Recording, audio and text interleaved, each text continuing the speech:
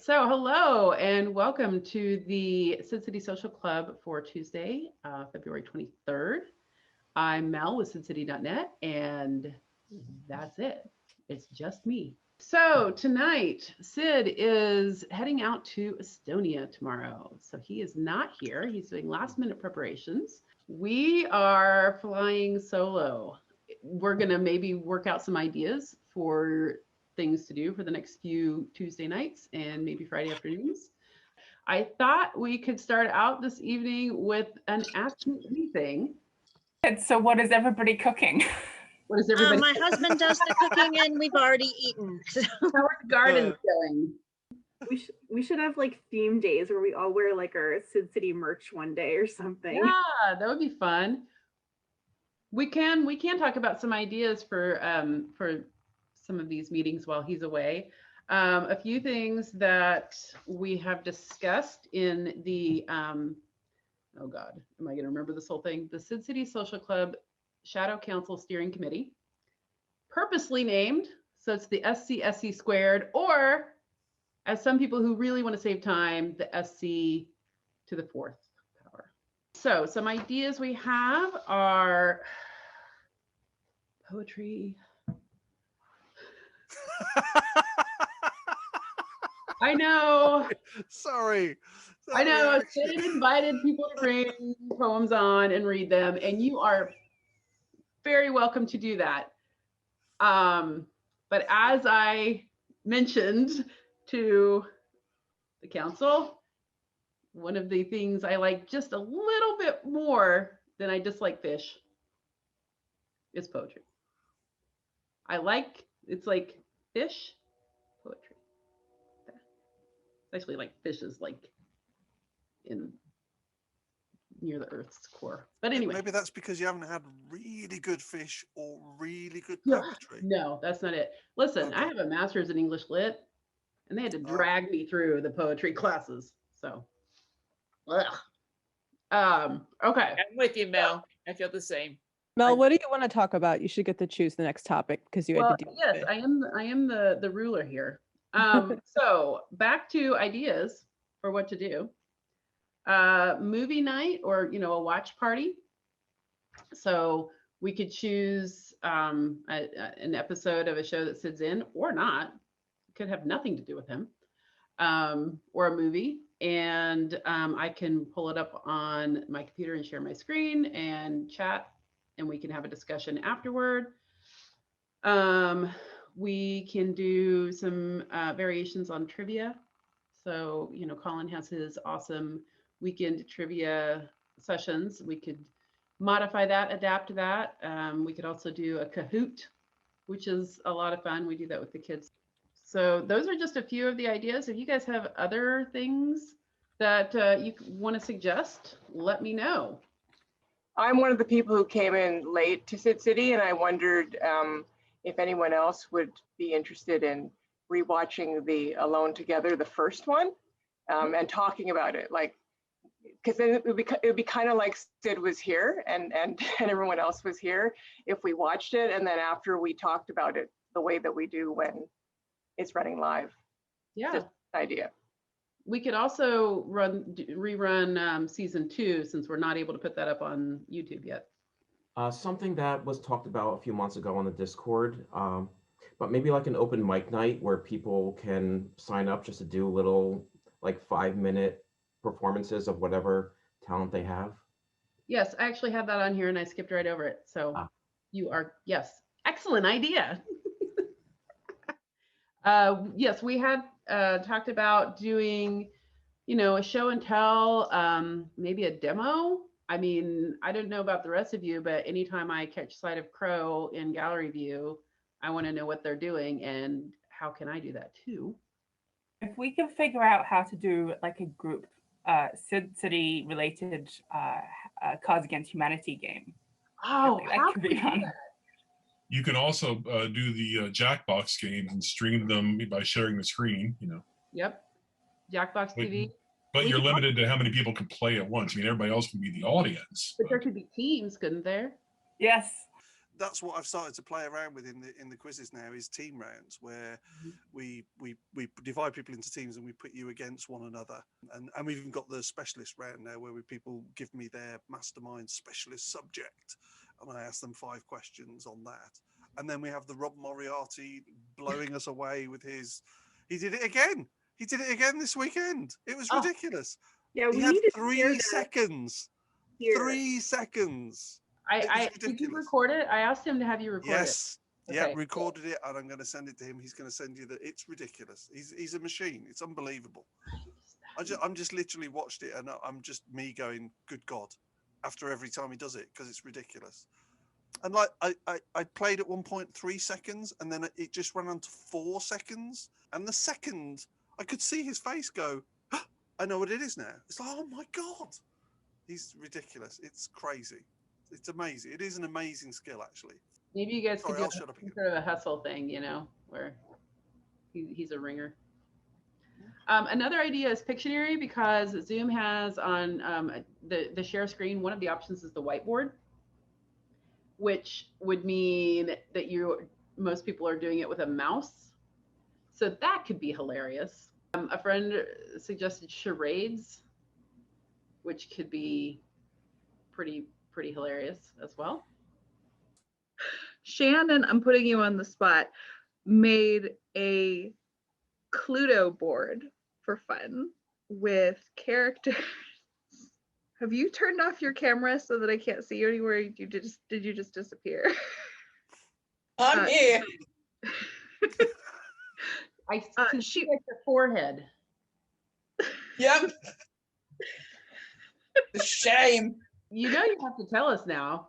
It's delightful and art and sweet and very cool and very funny.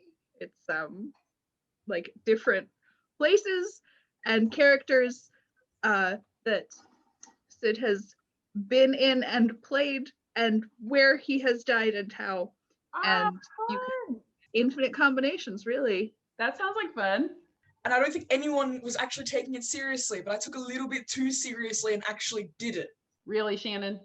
Nice. I like that we got the pile of candy in there. The squirrel. Sid's nemesis. We only have one character? No. It's like, when I was making it, I did it all in things with 6, and it just didn't even out to 6 for each sheet. So there's there's one with 1, and then there's all the other ones in there. The garden. Yep. Ooh, this could be really fun. Yeah, it's called Gosh, by the way. It's not Clue, it's not Cluedo, it's Gosh. Shannon, that's awesome. I love it. We should definitely play this. Okay, these are good ideas, everybody. Have you told the story of how SidCity became official? I mean, I have in the past, but it's been a long time, I guess, in social club years. I created SidCity back in 1996 when I was a college student and I wanted to learn HTML. And this was everybody's got a blog, everybody's on social media, and I knew that nobody was going to come to the site if it was about me. I was trying to think of a topic that people would actually visit on GeoCities, Area 51 represent, so that if I made a mistake, I would get feedback. And at the time, there were a couple of websites dedicated to Dr. Bashir, but there weren't any for Sid. And I was a member of the fan club, a friend of mine who was ecstatic to find another Star Trek fan in our small town, gave me a membership for Christmas. And so I contacted Gail and Joan Marie and asked if I could take some of the information from the paper newsletter and post it on the website so that people would come. And then of course there was information on how to join the fan club. It wasn't called SidCity at the time. Well, maybe I did start it out as SidCity. I can't remember. The name comes from SimCity, which is the precursor to The Sims. Yeah, that's where that's from. And I've tried to change it and it was too late. The visual, the graphics, this is when it was still on GeoCities. Everything was city themed. You'd go to the cinema and that's where his filmography was. And you'd go to the library and that's where his biography was, like stuff like that. It was fun. That's back when it was blue and orange. I just, kind of kept doing it and messing with stuff and figuring out how to do, progressed from HTML to doing CSS and learning how to create websites and maintain them and get traffic. So that was 96 is when I started it. And then in 98, he asked through Gail, he asked if I would consider making it the official fan site. Thought about that for about 3 seconds and said, yes, I would, in fact. And so it's been the official fan site ever since March of 1998. Oh, thank you, Mel, for doing all that. No, I'm going to embarrass you a bit, Mel. I'm just going to say this. I'm going to just jump over. I know it's the end. I'm not involved in any other internet forum group, Star Trek group, or anything else, and I'm only here because of Sid. And my experience of this has been amazing because there are some incredibly lovely people here, and incredibly talented. And I hear horror stories from people, not just here, but in other walks of life, about fandom and groups and internet groups and forums and everything else. And I just think this is lovely. I think this is utterly lovely, and I think you are a big part of that, Mel. I think you are a really good gatekeeper and a really good mother, which I know you hate being called, but that lovely feel. And I just want to say that to you, and I know for a fact how much Sid appreciates that, because every time we finish here normally on a Friday and we go straight on to Destiny and we're talking, first thing we say is, wasn't that amazing? Wasn't that person lovely? And wasn't it great? And every time he just goes, it's all down to Mel. It's all what Mel does. So I just want to say that to you publicly as well, because I'm happily, singing the praises of other people. I'm doing that for you because I think that's important.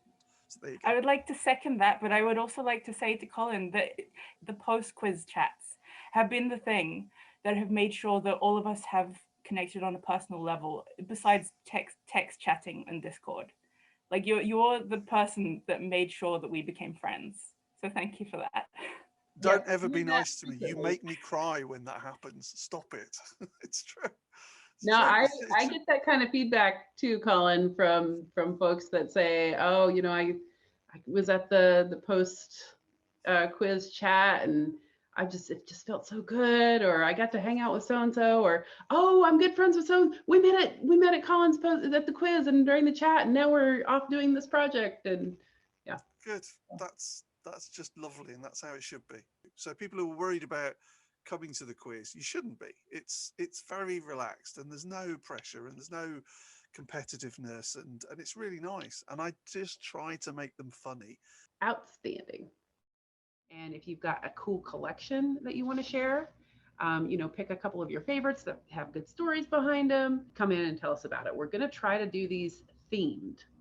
So the first theme is this next Tuesday night meeting is going to be toys. So if you have a collection of toys and want to sign up and share, again, pick something that's got a good story behind it, like how you got it or what it means to you, something like that, because that's always fun to hear. And today we're going to have kind of a demonstration of how that will work. Sarah Bound's going to share something, part of one of her collections with us. We also are open to, if you want to do a mini presentation on a topic, you'll want to get in touch with Casey to get those organized. Rose is going to present for us today. If you want to demonstrate how to make something, that would be really cool. We're also looking at doing some special trivia. And we're also looking at doing some group watches, and we're going to try to just make this fun and keep building the community while Sid's gone, and give him something fun to watch while he's stuck in quarantine. Okay, so to start today, we did this on Tuesday night, and it was fun. It got a little out of my control, went down a couple of bunny trails because my cat was sitting next to me and was really mad that I was in her spot and was clawing me in the leg and trying to push me off the couch. She's not here today. She's in my room sleeping. So hopefully she'll stay there. But we're going to do an Ask Me Anything. If you've got questions about the club, about the social club, about whatever, if you want to ask me something, now's your chance. What kind of cat do you have? I have mutts. I have mutt cats. The one that was being a little jerk on Tuesday is Pipka. She is a gray and black striped, tiger striped. She's 3.5. And I have another one, a tortoise shell, olive, a couple of tiny terrors, but yeah. Pipka I found on my back porch when she was this big. I thought she was a possum because I have an issue with possums coming in my house. There's a whole possum saga where I woke up one morning when it was still dark, felt something tapping. And I thought it was one of my cats at the time. This was a few years ago when I had a couple of other cats, and I thought it was one of them tapping on my shoulder. And I was like, what do you want? And I turned over and turned on the light by my bed, and it was a possum that was in my house and was tapping me on the shoulder. I don't know what it needed because it took off. It was a baby possum. It was a little one. So that, yeah. There was enough of a gap between the door frame and the door jamb and the screen door. It was a little gap, and the little possum got itself in there and came in and was eating cat food and then came to say hi to me. I don't know. Anyway, this was a years long saga of me figuring out how they were getting in my house and changing the way that I live to keep them out. So I thought I was hearing another possum on my back porch, and I went out to look, and instead it was a teeny tiny kitten. And I don't know if she was even 8 weeks old yet. She'd gotten separated from the rest of her family, from her mama. And so I brought her in, and she hid behind my stove for several weeks and would only come out to eat and then run back behind there. But I named her Pipka because that means possum in one of the Aboriginal languages in Australia. So, and Pippin is my favorite Lord of the Rings character, so I thought. But she didn't really know how to cat, so we had to get another kitten. We got Olive a few months later so that Pipka could learn how to cat, because she really had no idea. She still doesn't. So that's the long answer to what kind of cat I have. Yes. Anybody else want a long answer to a short question? I would love to know about the panel you have coming up on Sunday. Okay, I do have a panel coming up on Sunday with the San Antonio Public Library. They are doing Pop Madness this weekend. It's their online pop culture convention. So I will be in the Pandemic Fandom panel is what it's called. It's Sunday at noon Central, and we're just going to be talking about what our respective fandoms have been doing during the pandemic to maintain and in our case build community. So I'll be talking about the social club, of course. Yeah, it should be fun. If you guys want to come, it's free. They would love it if people came to other panels. So go there, check out the whole lineup, and see if there's anything else that strikes your fancy. Idea to actuality, as far as the club goes, how long did it take you to get this started? And, what did you have to go through to get this up and running? Okay. Let's see, our first meeting was April 10th. Sid and I started talking about it around March 20th. So 20-ish days, I guess, around 3 weeks. I actually had an email drafted to send to him to say, hey, what do you think about doing like a video or writing another letter or something to post on the website, because people are kind of freaking out. None of us have ever lived through this before. So what do you think about doing something, just some sort of fan outreach?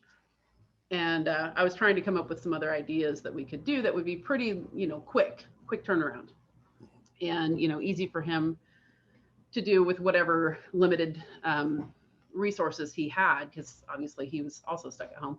I typed that up, and then that night I got an email from him saying, hey, what do you think about doing something to reach out to the fans? I don't know what that would look like, but let's, if you're up for it, let's talk. I was like, huh, funny you should say that.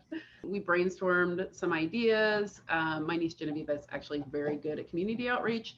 And so she brainstormed several ideas with us. And this is pretty close to what we start, like the first idea that we latched onto. What we do now is it's pretty close to what we started out saying, this is a good idea. How can we do this? Yeah. So we had to explore some different platforms. I tried to get him to do Instagram Live.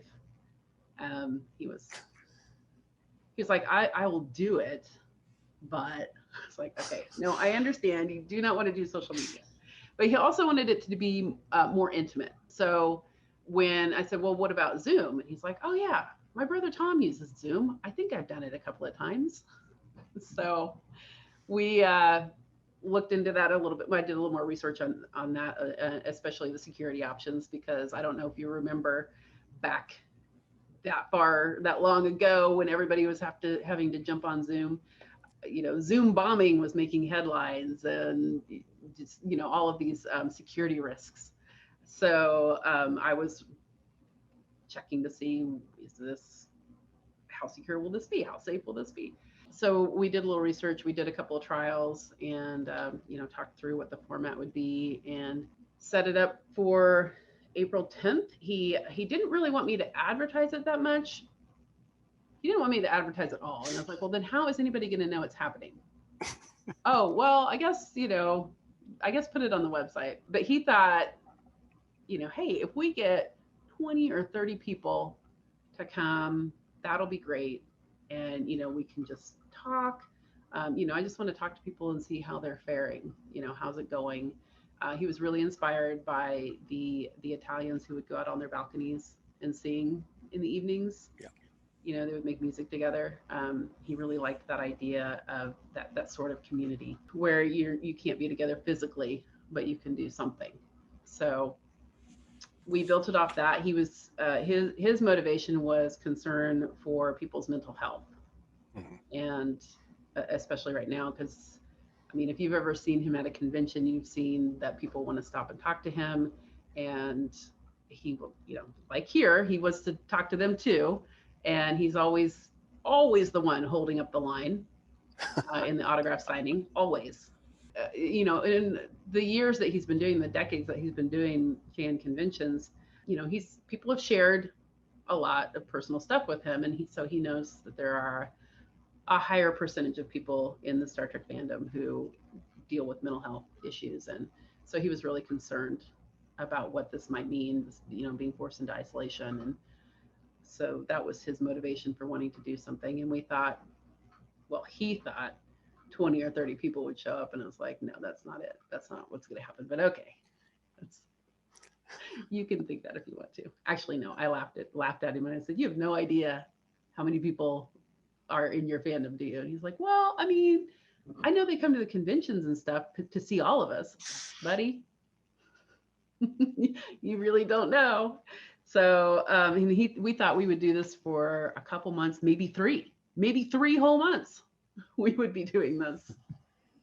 And yeah, we're coming up on 11. So, but yeah, it was from concept to execution. It was about 3 weeks. And we did some kind of looking further out, like if this develops into something bigger, what kinds of, what do we want that to look like? Which is one of the reasons that we've stayed with the 100 person room limit, because it would grow to whatever the size of the room is. If we were consistently in a room that allowed 300 people, then we would consistently have 300 people. But he didn't want that. He wanted it to be, he was concerned that people would feel too self-conscious to actually talk to him and have the kinds of conversations that he wanted. So that's why we've stuck with the 100 room limit this whole time. Yeah, I understand what you mean when you're talking about him not being sure that, there were going to be very many people showing up, because years ago, I met Denise Crosby when Next Generation was at its height. And it was at a tiny little convention in a small town in North Carolina where they thought maybe 100, 125 people were showing up. And because her name was on the bill, they had 500 people show up. And she was just completely overwhelmed. It's like, where are you people coming from? Yeah, if you make them available, if they're accessible, people will come. Oh yeah. He hasn't been able to go to as many conventions as some of the other actors have. That was another thing that was running through my head when he was saying, oh, if we get 20 or 30 people, I'm like, you know how many people have emailed me begging me to get you to sign up for this convention or that convention, or saying, hey, sending me, or the organizers of various conventions will regularly send me. So I knew that there was demand for sure, especially if you don't actually have to leave your house. I have to say you're a very brave person for doing this, because I ran one convention in Asheboro, North Carolina for 1 year and decided never again, Really? ever.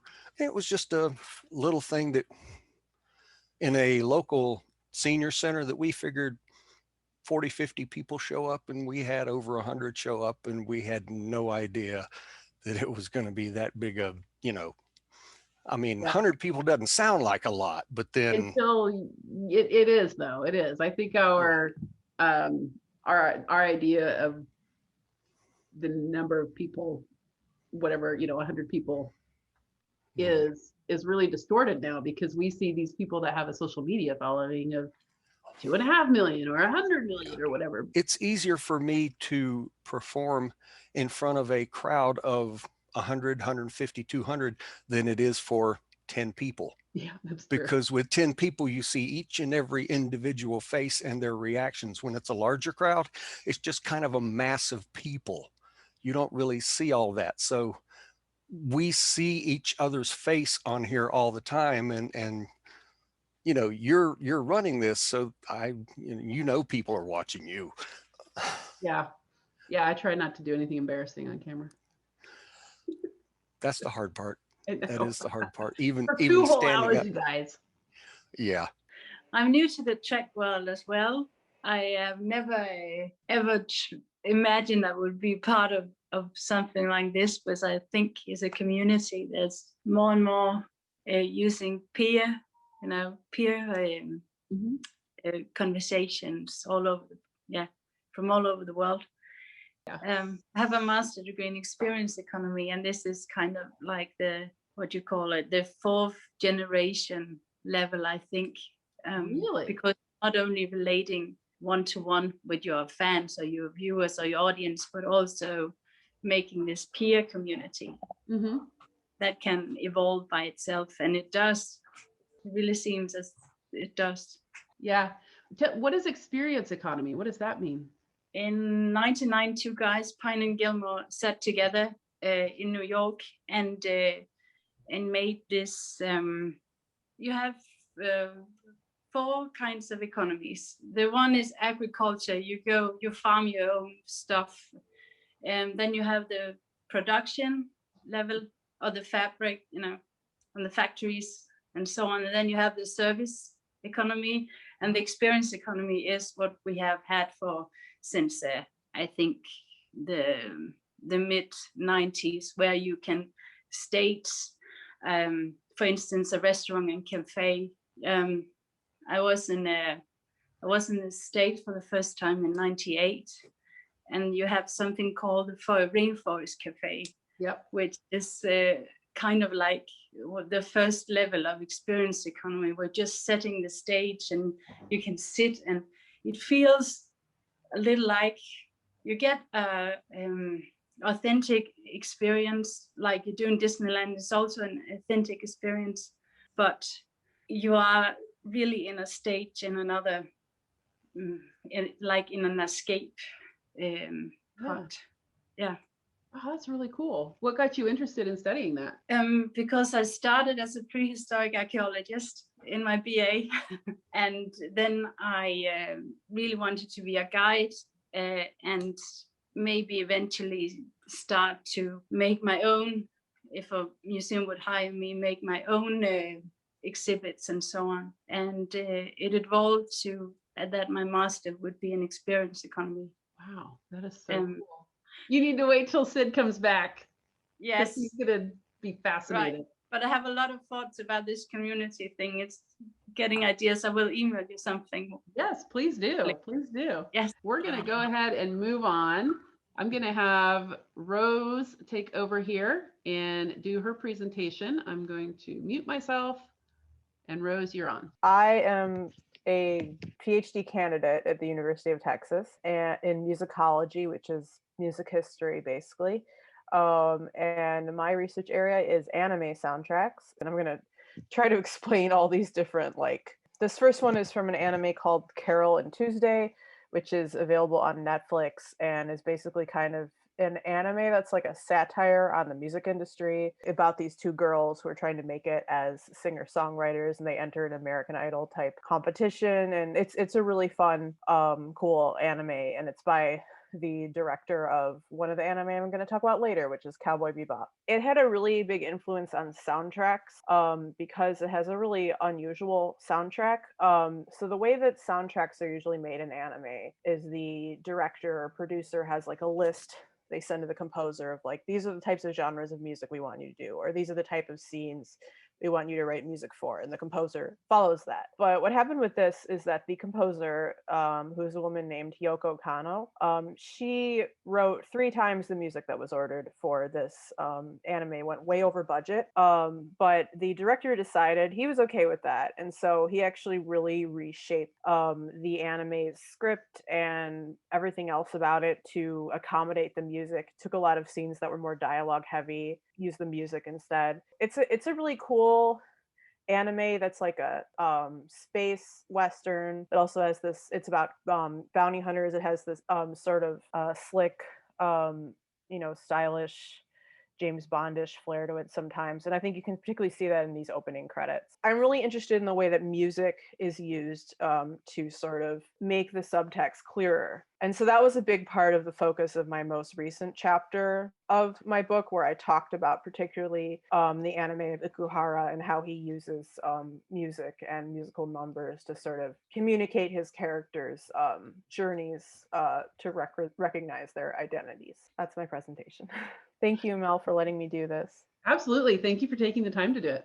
So Sarah's going to show some of her, one of her mini collections. So I collect a lot of things, but my pride and joy are my sketchbooks.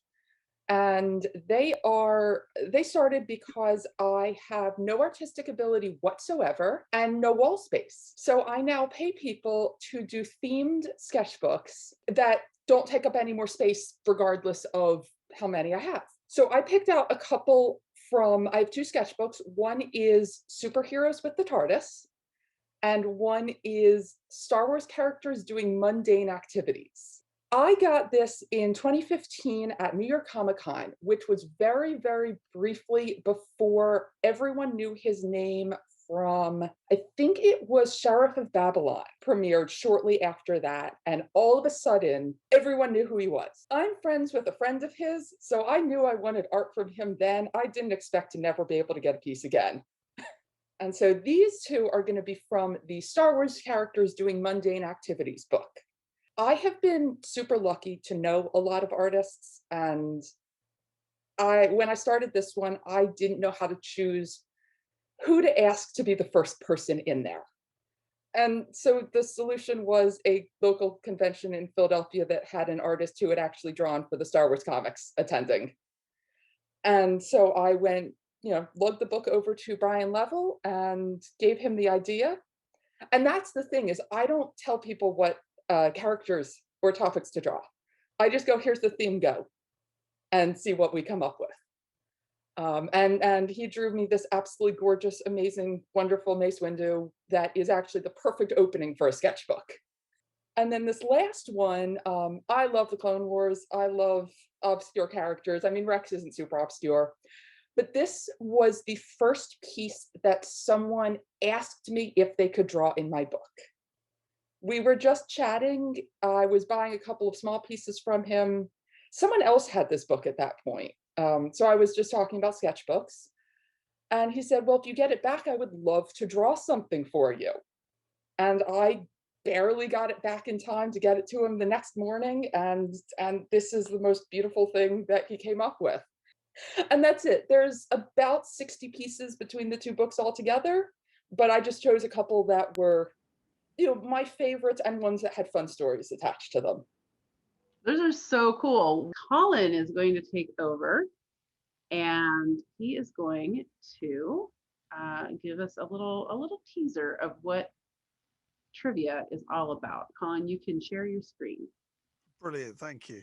So the people who've been to the quiz a lot, you'll probably know these ones straight away. What I did was I put together 20 questions. Each one is a question from a round that we have previously done. So 20 rounds to give you an idea of the range of things that we do and how it's very informal. All the scoring is on trust. Get you to start just calling out a few of the answers, because for me, that's part of the fun, is watching the people who've made a guess on the answer, and if they're right, the excitement of like, yes, I got it right. And sometimes the answers themselves are quite funny. That's the other thing. So a 1962 Amazing Fantasy number 15 comic with the first appearance of Spider-Man, is that more expensive than the 1939 Detectives Comics number 27, which had the first appearance of Batman? So which of those do you think is the more expensive, Spider-Man or Batman comic? That was that one. Oh yes, to celebrate Black History Month, I had Black inventors who had come up with amazing things, some of which were real surprises. So this is George Crumb. Did he invent either lollipops or popsicles, if you're in the US, crisps or chips, as they're known in the US, or peanut butter? One of those three, George Crumb invented. He came up with one of those three. Who is the famous father of those two? Okay, then we had question 6. Oh yeah, this was a fun one. This was another picture round, and it was artistic sandwiches. So it was basically people who had made sandwiches into famous representations of artwork. So the question was, what is the artwork? And you got a point for the artist, and you got a point if you can name the actual title of the work of art. So all you have to do is name the artist that this is a sandwich representation of, and a bonus point if you can name the actual work of art. But these are the foreign titles of films translated back into English. So this was the Japanese title of a film, a big film. And this was the literal English translation of that back into English. So mini, big mission in Japan is what film around the world that you probably know somewhere as a different title maybe, but it's very good. I'll give you a clue. It's a remake of a classic film. So there's 2 versions of this film, and it's actually a piece of genius, this title. I really like this one. So mini, big mission is what film, please? How many times was James Doohan, proper war hero, Scotty, shot on Juno Beach during the D-Day landings? And there's an interesting piece of trivia that goes along with that when you watch him on Star Trek. So this was celebrity tattoos, bad celebrity tattoos. This is genuinely a tattoo on someone's body that they put. All I need to know is who's the celebrity that they put on their body. The brilliant thing about this particular one is when you see the answer, because they also had the person's name tattooed underneath. And I'll show you that when we get to it. Right, yeah, this is one of the very first rounds I ever did. So I basically came up with a round where I gave, it was 30 names, 30 different names, and they were either characters in Shakespeare, characters in Dickens, or I'd completely made them up. So it was either Shakespeare, Dickens, or Colin. And that's what you have to put down. Whether you think it's a Shakespearean character, a Dickens character, or a Colin made-up character, because my mind works in mysterious ways. And this is Old Rumpy Bump. So if you came into a job lot of tubers and you owned a pub, what interesting use do you think that job lot of tubers could be used for? And I thought it was a kind of a unique thing. It's a pub in West Sussex, which is where Sid's from. And it's not. When I Googled it, it's like, whoa, lots of places do this now. But I think it's called the Ship Inn originally. But anyway, Amy, could you read this out, please? Scratchy Bottom. Thank you very much. I do like on these rounds, these are always real or fake places, and I get each person who's at the quiz to read out the name for me because it makes me laugh to hear it. So this is basically, is this a real or fake place in the UK that I've made up? I've just made up the name. Or is it a real place? Does it actually exist? Scratchy Bottom. Is it real or is it fake? These were horse names, racehorse names that were submitted to various jockey clubs around the world, in Australia, in Europe, America, wherever. And this guy, and I would like, just looking at personality, and if you don't want to, you don't have to, by the way, but Karen Stetter, I'm calling on you. Can you read this out, please? I would say hoof-hearted. That'll do. Thank you very much. Hoof-hearted is the name of this horse. But is that horse, did it get accepted and raced as a racehorse, or was it banned? Did the Jockey Association went, nah, know what you're trying to do there? We're not having that. Yeah, think there you go. Some people are getting it now. That's the thing with some of these names. Another one of my favorites, Bad Celebrity Waxworks. So there are so many waxworks from around the world, just terrible. And this was from the first round. I've done 2 of these by now because there's so many of them. But who's that supposed to be? Who is that the waxwork of? Who do we think that is supposed to be? Let's have the answers and let's see how you did. So, would anybody like to shout out? 2 cannibals are eating a clown. One says to the other, does this taste funny to you? Yes, thank you. That is the correct answer. Does this taste funny to you? Did anybody have an alternative to that? Did anyone come up with an idea that was, they're like, I quite like this one, actually. This was my answer. You don't have to. It's fine. Normally, when you get to know me, you'll be fine. You'll just jump in and go, something like this. But no, that was the answer. Really interesting. This is one of the closest matches on value. So at the time I made the quiz, The Amazing Spider-Man was valued at 1.1 million. And the Batman came in at 1,075,000. So the Spider-Man just takes it. So the correct answer is Spider-Man.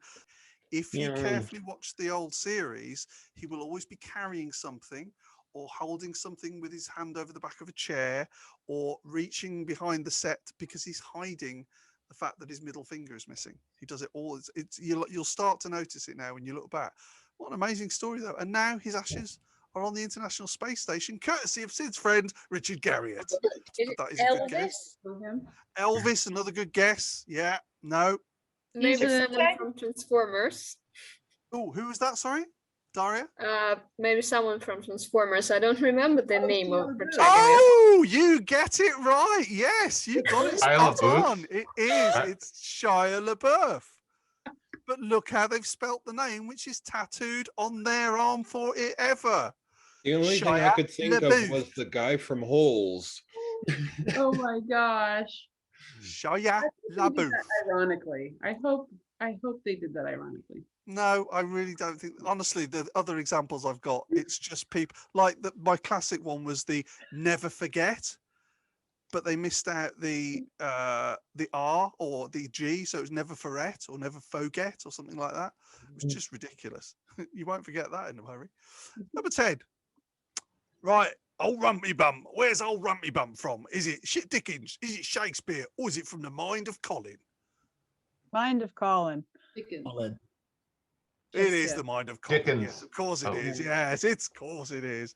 But trust me, some of the Dickens ones that people thought were mine, no, like Dick Swiveller or Fanny Squeers, things like that. That's all real people from Dickens. Okay, number 12. Right, I love this. This is genuine a pub in the West Sussex you can go to and visit. What do you think they've used the tubers for? Oh, but imagine the reverb you'd get. Yeah.